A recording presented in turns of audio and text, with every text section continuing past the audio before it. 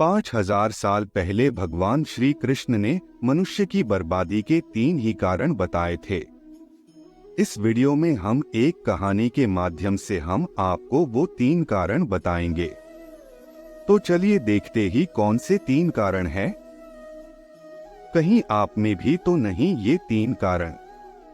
अगर आपको हमारा वीडियो अच्छा लगता है तो हमारा YouTube चैनल को सब्सक्राइब जरूर करें। प्राचीन काल में एक नगर के पास के एक जंगल में एक सन्यासी रहता था। संसार के तमाम आकर्षणों से दूर होकर उसने कई वर्षों की तपस्या से अपनी शक्तियों को जागरूक किया था। वह लोगों की हर समस्याओं का समाधान करता था।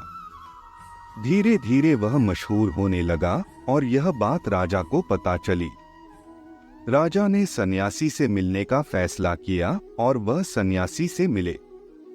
राजा सन्यासी के बातों से बहुत प्रभावित हुए और उन्हें अपने राज्य में चलने तथा महल में रहने का आग्रह किया।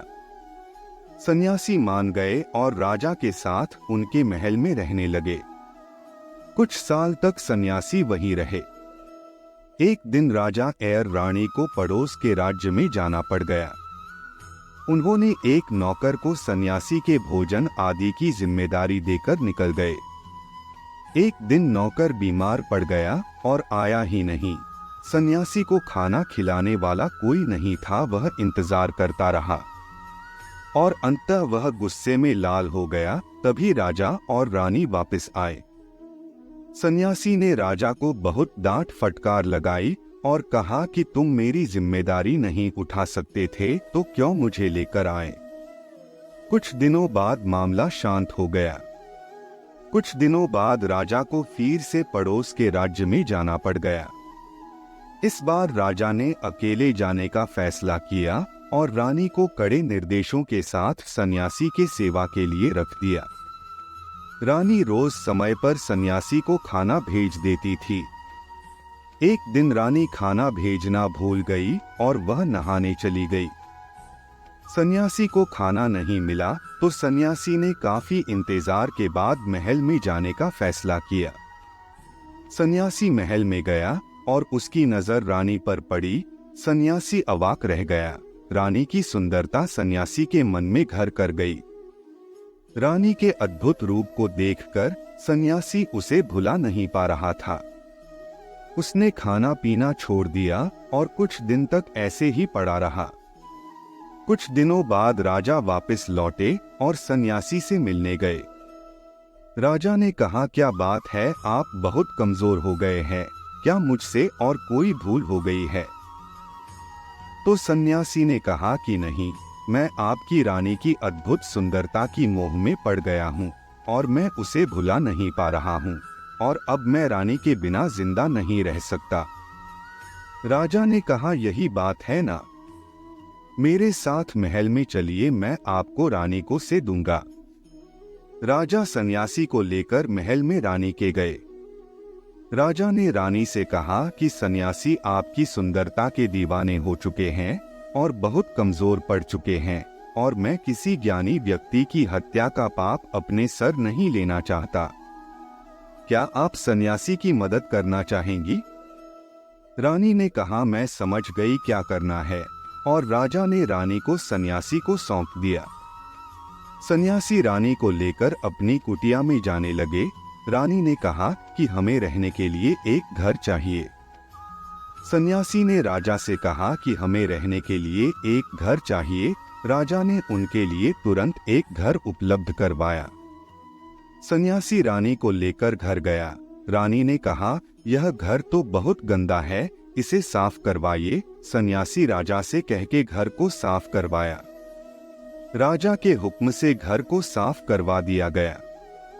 फिर नहा धोकर रानी बिस्तर पर बैठ गई और सन्यासी भी रानी के पास आ गया। रानी ने कहा, क्या आप जानते नहीं कि आपको थे और आज आप क्या बन गए हैं? आप एक महान सन्यासी थे जिनके आगे राजा भी झुककर प्रणाम करता था और आज वासना के कारण आप मेरे गुलाम हो गए हैं यह सुनकर सन्यासी को महसूस हुआ कि वह तो एक सन्यासी था जो सारी सुख सुविधाओं को छोड़कर शांति की तलाश में जंगलों में चला गया थे। यह सुनकर सन्यासी जोर जोर से चिल्लाए और कहा कि मुझे माफ कर दीजिए रानी, मैं उस दयालु राजा के रानी को अभी सौंप कर आता हूँ। रानी ने प्रश्न किया, महाराज, उस दिन जब आपको भोजन नहीं मिला था तो आप बहुत क्रोधित हो गए थे। मैंने आपका यह रूप पहली बार देखा था और तभी से मैंने आपके व्यवहार में परिवर्तन देखा।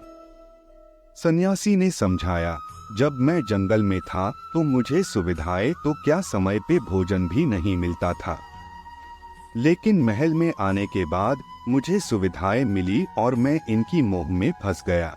मुझे इनके प्रति मोह हो गया, फिर इन्हें पाने का लालच हुआ और जब मुझे ये नहीं मिली तो क्रोध उत्पन्न हुआ।